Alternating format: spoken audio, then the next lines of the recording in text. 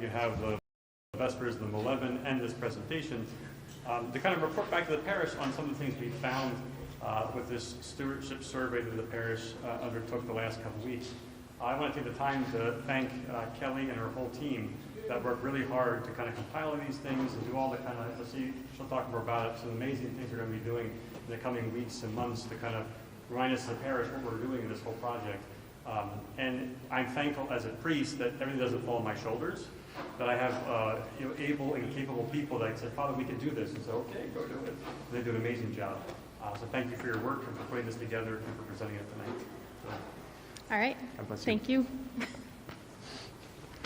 Welcome. There's a lot of you. That's exciting. We are recording this for YouTube. We did 2 other presentations already that GPS asked to happen. The one was the history of the parish that Father Tim gave, and then one that Josh gave on the new building project and kind of the layout and design of that building. So if you have not watched those 2 presentations, please make a point to go and watch those because it does kind of give you the rundown of how we got to where we are today. Also, if you have any questions as I go, please go ahead and raise your hand. I think it'll be easier to address them as I go than to try to go backwards. So, that being said, welcome to the Growing Parish Stewardship Committee Pathways to the Future presentation. How our committee kind of started, we began to notice that the church was getting a little bit full. Some of you might have noticed that. So we started some parish phase 2 building meetings. This, as you all should know at this point, is phase 1, this building is, and phase 2 was always in the plan to complete. So at that point, we established a finance committee and a building committee. The building committee unveiled the new church building design at the 2024 dinner dance. And then the finance committee recommended that there would be a parish stewardship survey, that should take place. And then at that point, we started a growing parish stewardship committee to help with that survey, but then also start to increase parish stewardship. And this was just formed about 2 months ago, the end of April. So who are we? Our current membership is listed. I will say that a number of those people were people who walked up to the initial few members and said, hey, we're really interested in this, so we have continued as a committee to grow. Pretty much at least every 2 weeks we add some members. However, I do want to stress that the Growing Parish Stewardship Committee is actually the entire parish. All of you are part of being stewards for Holy Apostles. All of you are part of this group, and we really want to represent all of you. So we ask you at any point, if you have suggestions, you have an idea for furthering stewardship in our parish, to please speak to one of us or join the committee and help us out. As Father said during Holy Week, he said, no one has to do it all, but everyone can do something within regards to services. The same thing is true with stewardship. No one has to do all of it, but everyone can do something to help further stewardship in our parish. So I wanted to start by thanking you for everything that you have already done. We started by asking you for a t-shirt contest, and you did help us out with that. So we received 6 designs, so drum roll please. Our winner is Steve Sack. And I will apologize, we are missing the words Holy Apostles on this design, so me getting it from him to put on here, we missed that part. So it will say Holy Apostles, Orthodox Church, Mechanicsburg, PA, but here is the design. The image on the right would be a small pocket-sized design, and then on the back would be the Help Us Grow with the full future church design. This is black and white, but we are looking to be able, we initially thought t-shirts and we wanted to have pre-sales happening today, but then we realized that there's so many more things that we could do with this, and we wanted to make sure we could offer everything that we possibly could. So this is coming, hopefully in the next month and a half. You will see some more information on how to order t-shirts, maybe magnets, stickers, all of the fun things that you can imagine. We also asked you to complete a stewardship survey. So I do have the data analysis from that I wanted to share. So the goals of the survey, we wanted to identify the most important aspects of Holy Apostles Orthodox Church to our community. We wanted to determine an idea of the parish's understanding of the building project, gauge the parish's priorities in terms of the building project, understand ideas that concern or excite our community about the building project, and then determine the amount of stewardship support to be expected from our community. Participation in this survey, we had 70 participants that filled out the survey. We did ask you on question 10 if you did complete one. That was one where we asked you about increased donations or giving in the next year, and we asked that only one person per household complete that question. So we had 50 people complete that question, which tells us that we had 50 tithing units or 50 families complete it, but 70 individuals complete the survey. The under 18 was the small blue section, so they were the least represented, but that does make sense. And then the 18 to 25 is the orange, the green is the 26 to 40-year-olds, the 41 to 64-year-olds is the larger blue section, and then 65 plus is the purple section. Yes? When you're using the tithing there, are you using it as 10% or just as a contributor? The question was asked at 10%. Which I will get into, so we do have data on that. So we did ask years of orthodoxy, and I do want to stress, whenever we went over and looked at this survey, we always took one and two questions at a time to look at. We never sat and looked through the whole survey. Our goal was not to figure out who you were and who said what. Our goal was to kind of link the data and see overall how everybody was feeling about things. So years of being Orthodox, it was exciting to see that there is a rebirth of Orthodoxy or an influx of Orthodox. We have a lot of zero people who have been Orthodox for less than 4 years, but then it was also fun to see that we have people who have been Orthodox for over 50 years, so a nice range within our parish. We also looked at years attending Holy Apostles Orthodox Church. As you can see, again, we have a number of people who have been here for less than 4 years, but then it was exciting to see that we still have a number of those members who were founding members, so that have been here over 20 years. So we have a nice range of people who completed the survey. So what are some important aspects to our parish? So this is the question that we asked was, what are people's favorite things about the parish? Why did they come, and why do you remain here? So the word community was used 35 times. Our parish being a family was stated 17 times. The people of the parish were referenced 16 times. Fellowship was discussed 13 times, and it being home was stated 5 times. So there's definitely that community feel, which I'm sure none of you are surprised to hear, but it is working, and thank you again to all of you, because I feel like that is a sense of stewardship to be able to reach out and make people feel welcome. Father Timothy, or the priest, was referenced 21 times, worship came up 12 times, and choir was voiced 5 times. And then some specific quotes that people said, and I just had to share. Unmatched friendliness, the love of Christ is very much present, beautiful choir and services, loving community, willingness to help each other, support for one another. Father Tim is very committed to serving God with excellence, truly welcoming and kind, the amount of new catechumen and youth, the prayerful, beautiful, and joyful worship, and I can feel the Christ-focused atmosphere. So we also asked, what's your understanding of the building project? And we wanted to get an idea of how people felt about this. Obviously, the under 18-year-olds, so we went from a 0 to 10. 0 is having no understanding of the project, and 10 is that you feel like you have full understanding. And these are averages of each of those age ranges. So the under 18-year-olds felt that they were averaging about a 5 of understanding, which does make sense for that age range. They're probably involved at less meetings, not attending parish council meetings or reading those minutes. But everybody else felt fairly strongly that they were a 7 or above, well, that they averaged out at about a 7 or above understanding of the project, which is exciting that people seem to be understanding where we're going. We then asked about priorities in the parish, and this was short-term goal. Of the short-term goal, what did you feel was most important? So it was classroom space, fellowship space, parking spaces, paying off the mortgage, or worship space. And when we put all ages together, worship space came out top, that was the top priority for people, followed by fellowship and then mortgage. We then split that up between ages, and we did this just to see if there was any drastic differences, especially with the under 18-year-olds who felt like they didn't have as much of a handle on the project. And you will notice the under 18-year-olds felt strongly about worship space, but their classroom space, which is the dark blue, did jump up, that they felt more strongly about that, which also made sense because they are the ones that are crammed in the classrooms and realize that there is a space issue within those classrooms. They also felt less strongly about the mortgage, which made sense for having less of an understanding about the project.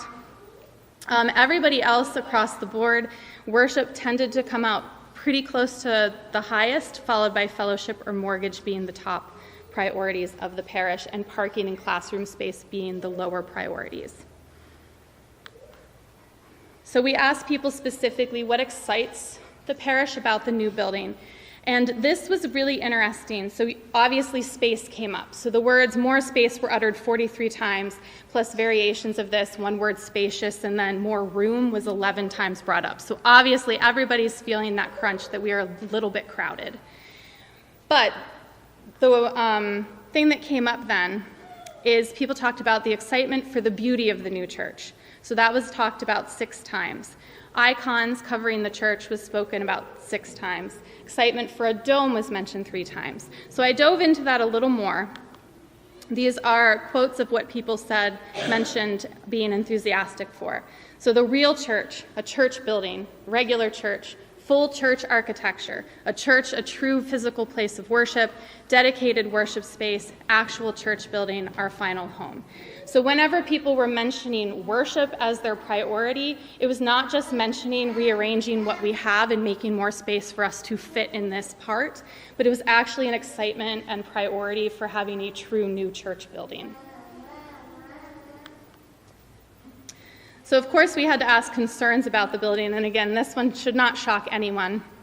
It was frequently mentioned topic was cost, which $6 million seems daunting, and we will jump in a little bit into how the GPS committee feels that we can maybe tackle this and make it a little bit more manageable.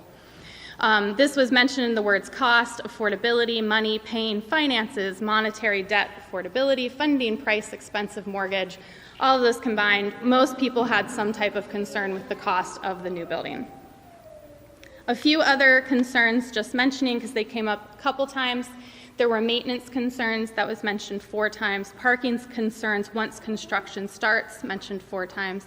Timeline concerns, cliques forming or losing that close-knit feeling, or arguments about during the building project that could cause losing of that close-knit feeling. That was 3 times. There were concerns that the building was too big. That was mentioned 3 times. Mainly in the fact that they reference too much non-church space, so too many classrooms and bathrooms. I will throw a note there for someone who has a child that does have to use the bathroom mid-service during liturgy. There were 16 people in the women's bathroom this past Sunday when I went in, and there was a line 3 deep for the changing table. So women's bathroom might need a little more space. But there were also concerns that the building was too small. That was mentioned 5 times. Specifically, a need for a larger kitchen, a reliquary, a library, and bookstore were things that were mentioned. And no, that was not Father Tim. Not that I know, but he has said it is not. So we asked people about tithing. And again, we separated this out by age ranges, and it is by percents. So under 18, I'll start with them, and the 18 through 25-year-olds, were about 50% of them said that they were tithing. Those who were not tithing, it was primarily because they are not working entities at this point. The 18 through 25-year-olds referenced, no, I'm not tithing, I'm a college student, I have college expenses. When you jump to the older age ranges, 75% of those people did say that they were tithing, and tithing was the 10%. Those that said that they were not tithing at this point, the encouraging part was they seemed to understand that they should be, that it is our God's calling to be tithing that 10%, and a number of them said they are working towards that. So they are slowly inching up towards doing that, which I felt was encouraging. Besides tithing, because stewardship also involves time and talent, we asked people if they would be willing to put, yes, sorry. Sorry, I had a question. Yeah. Yes. Did the committee go and look at Mark Warner's figures concerning giving over the last several years and validate that this information was reflected in his? We have not at this point compared it to specifically what he said. That's definitely something moving forward that we could sit down and do. It would also be dependent on having 15 tithing units to look and see how many tithing units we have fully in the church, and then see if maybe the ones that filled it out were the ones that are tithing or not. So it would be interesting to look into that more, for sure. Because this number does not, in my mind at least, agree with the information that he's provided in the past. Right.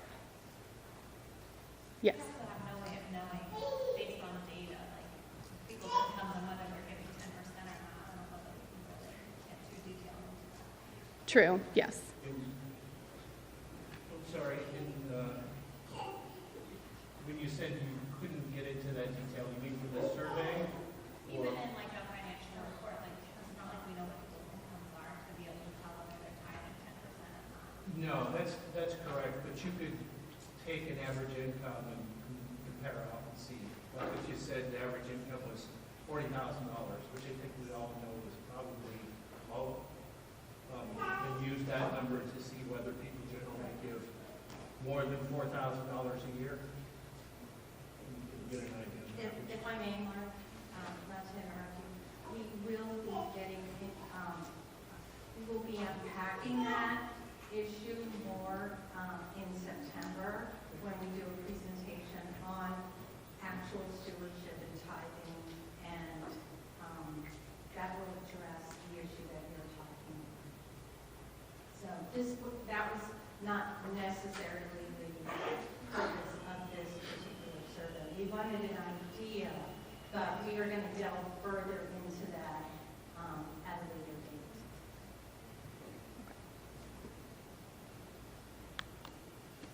So stewardship also involves time and talent. So we did ask people if they would be willing to offer time and talent toward the project. Overwhelmingly, people were excited and said that yes, they would.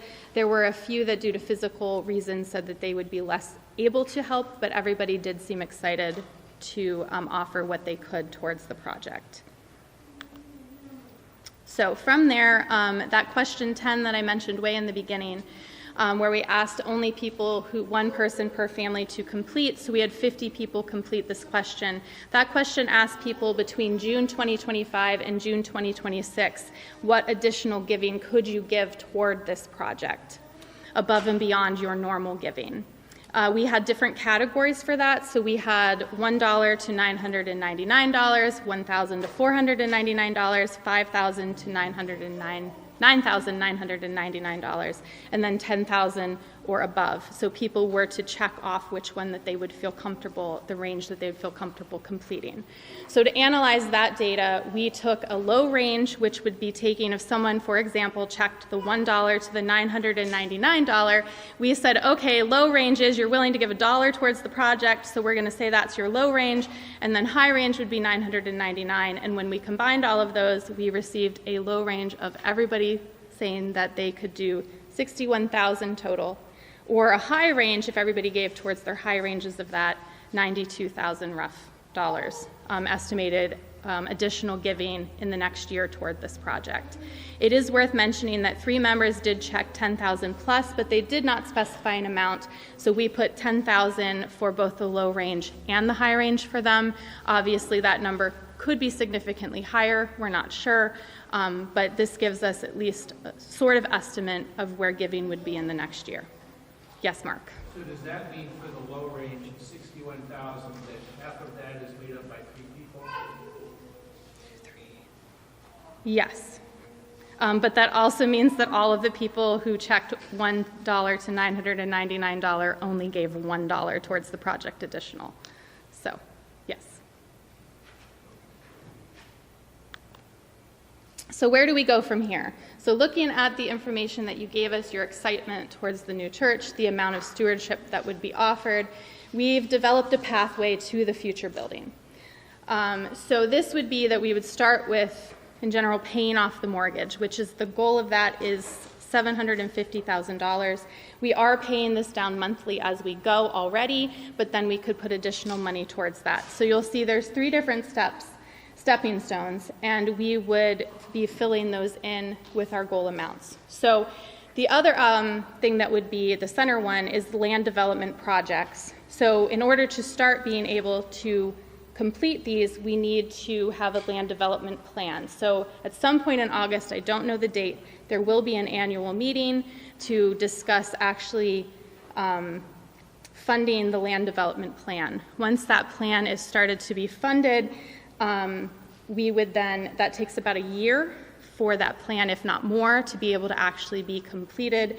And then we would have an idea of what the land development projects would be. So we do not know exactly what those projects would be. We can take a guess. So we put a goal number there of 400,000. We based that off of the previous land development plan for this current building that we're in, and we added a little bit of cushion to it. So hopefully it would come in within that amount, potentially less. If it were to come in less and we had met our goal of $400,000 for that, that money could be shifted then towards the new building fund. The third option, yes? You said that we are currently paying the mortgage off, just the regular amount, or is the parish council been adding additional? The irregular amount, yes. And then there's also the part of funding the new building. We put our goal for $2.5 million there. This is to take into account that a bank loan of roughly that equivalent amount would be needed, and that we feel financially that at this point we would be able to support that. Obviously, depending how long it takes to get to paying off the mortgage and to complete the land development projects, that money, that amount for the new building could change. But we put a goal there of that amount because that would get us to that point from what we understand currently. So this display is now in the hall, so whenever you exit, you will see that that is unveiled. But how do we get here? So we do have stewardship cards, which Angela's passing out, just so you can have one up close to look at. So if you are a person who likes the accountability of a stewardship card, then this side of the card is for you. If you're a person who likes to be able to say, okay, I am saying I'm going to give this one-time donation, perfect. If you're the person who likes to be able to write it down and say, I'm going to give this amount per week, per month, and I'm going to tell the GPS committee that I'm going to do this, then go for it, fill this out. If you're the person who needs to put this on your fridge as a reminder, take it home, put it on your fridge to remind you. However, if you are the person who feels that it's between yourself and God or yourself and your spiritual father, and you don't want to write this down and hand it into GPS, we are completely fine with that. In that case, you're going to go ahead and flip that card over. Because the other side of the stewardship card dives into that time and talents thing. So this is to help you know what events are taking place and help us know what you want to do to help us out with those events. This side of the stewardship card will change as we complete these events and we add new GPS events towards stewardship.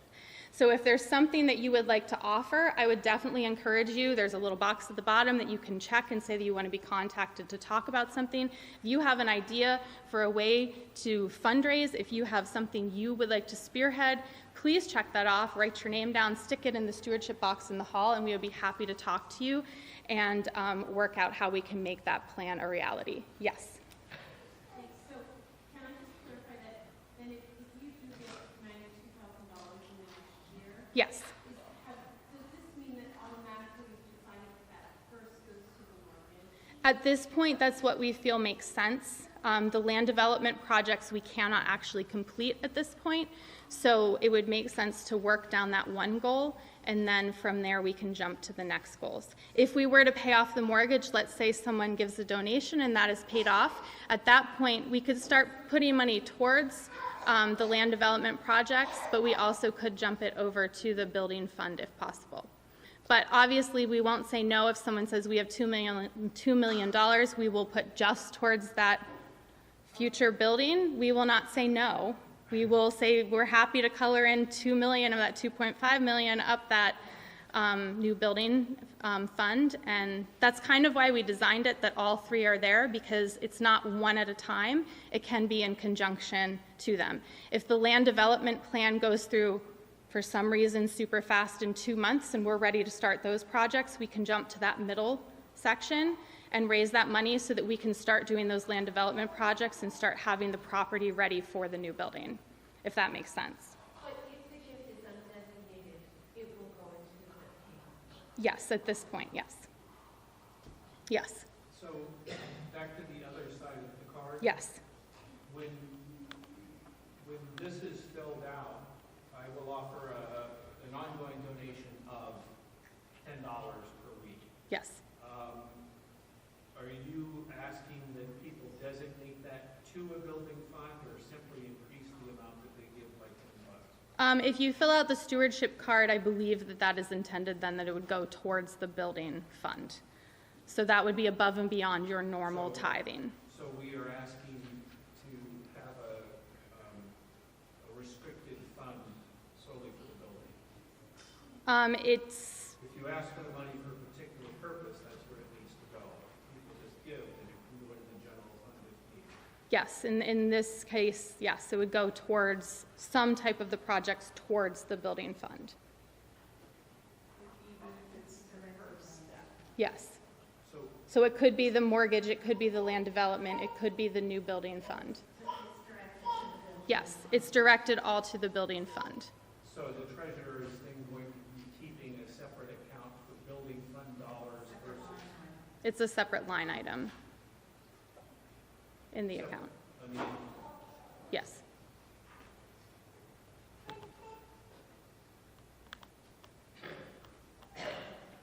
All right, so I believe I talked all about this card, so the time and talent card. So we're going to dive into each of those little stewardship things and talk about what those look like.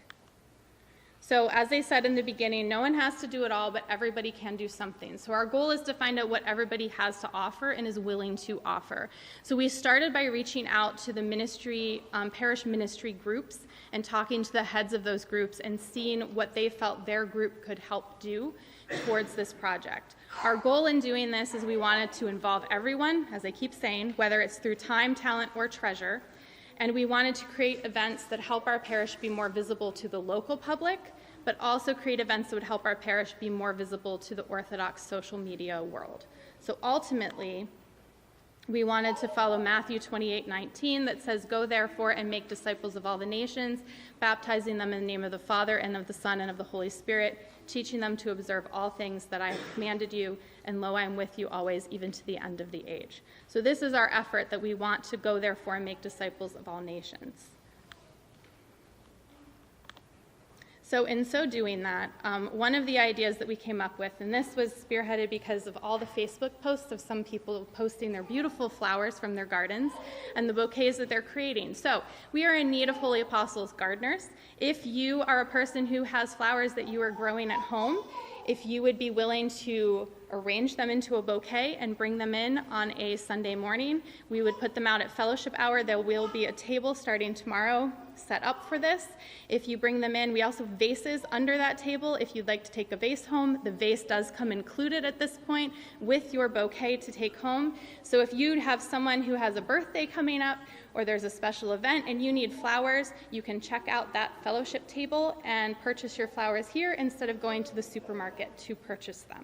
This will happen as long as we have people who have beautiful flowers growing in their yard and bringing and able to bring them in. So that's one step that we're planning, and that's for people, again, who have gardens and would like to share. We spoke to, got excited. We spoke to the Orthodox Golden Girls, and they got super excited and offered to host crafting sessions to make Jessie tree ornament sets to sell. I know Matushka every single year has people reach out to her asking about the Jessie tree ornament sets that she keeps sharing pictures of, and so we know that there is a need in the Orthodox community for these. So the Orthodox Golden Girls are going to be crafting those. So if you are a woman and would like to help them craft, if you have supplies that you think might be needed in crafting those, we are looking for anybody to offer those things. If you know someone that has children or who would like a Jesse tree set, look for this during the Nativity Fast in November. Yes? Oh, explain it? Yes. So the Jesse tree ornament sets, they start with the Nativity Fast, and there is an ornament for every single day that goes along with the Bible reading for that day. And do they go through the 12 days of Christmas? They go through the 12 days of Christmas as well. So you're getting a set of ornaments that would take someone the whole way through the Nativity Fast, through the 12 days of Christmas. Ornament per day, and then a Bible story that goes along with it. So it's an amazing learning process. So these are like Advent ornaments? Yes, but more. How come Jesse just read it? I don't know. Do you know why they're called? From the stem of Jesse? Okay. I knew that. I will say that there's a Path to Pascha one that goes the whole way through Lent, a similar idea. And so they have also sort of committed that they will be doing those in the spring, but more to come. We'll get there when we get there. We spoke to the Living Orthodox Lives LOL youth group, and so they were willing to put in their time and efforts to do a car wash. So there is a car wash on Saturday, August 16th from 1 to 4 p.m. We think we have a prime location for that with all the cars that drive by, but please mark your calendar, tell your friends, and we will be asking for baked goods or snack donations. So be looking for that information. If you are dying to come help, we always could use additional adults. So again, backside of that stewardship card, if you check it, we will make sure that we contact you whenever we need more information for this. We spoke to St. Catherine's Helpers Group. So their plan in August is to craft some artwork that will then be made into blank card sets. So we would need some additional help with getting those card sets ready to be sold. And then please be on the lookout for those to purchase in November. They would make really good Christmas gifts.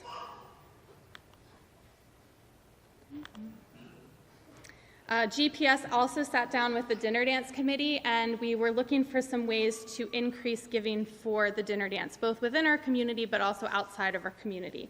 So one of the things that GPS is doing is we're going to form a business donation team.